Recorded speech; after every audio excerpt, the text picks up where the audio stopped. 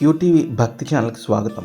మన హిందూ సాంప్రదాయంలో పూజలో వాడే ప్రతి వస్తువు వెనక అద్భుతమైన శాస్త్రీయ కారణాలు మరియు ఆధ్యాత్మిక రహస్యాలు దాగి ఉన్నాయి. వాటి గురించి వివరంగా ఇప్పుడు తెలుసుకుందాం.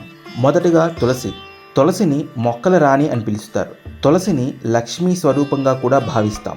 ఇంట్లో తులసి ఉంటే ప్రతికూల శక్తులు దరిచేరవని నమ్మకం. తులసి మొక్క రోజుకి 20 గంటల పాటు ఆక్సిజన్ను విడుదల చేస్తుంది. ఇది గాలిని శుద్ధి చేస్తుంది. తులసిలో యాంటీబయోటిక్, యాంటీ ఫంగల్ గుణాలు ఎక్కువ. పూజలో తులసి తీర్థం తీసుకోవడం వల్ల గొంతు ఇన్ఫెక్షన్లు, జలుబు వంటివి తగ్గుతాయి. రెండోది పసుపు. పసుపును మంగళప్రదమైన వస్తువుగా పరిగణిస్తాం. పసుపు విఘ్నేశ్వరుడికి ప్రీతిపాత్రమైనది. ఇది శుభానికి, అభివృద్ధికి చిహ్నం.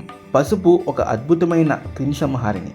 గడపకు పసుపు రాయడం వల్ల బయట నుండి సూక్ష్మక్రిములు ఇంట్లోకి ప్రవేశించవు.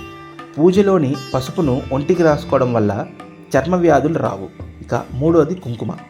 నుదుట కుంకుమ ధరించడం వెనక శరీర తత్వశాస్త్రం దాగి ఉంది. కుంకుమ శక్తికి చిహ్నం. ఇది మనసును ఏకాగ్రతతో ఉంచడానికి సహాయపడుతుంది. కుంకుమ పెట్టుకునే స్థలం 2 కనుబొమ్మల మధ్య ఉంటుంది. దీనిని ఆజ్ఞచక్రం అంటారు. ఇది మన నాడీ వ్యవస్థకు కేంద్రం.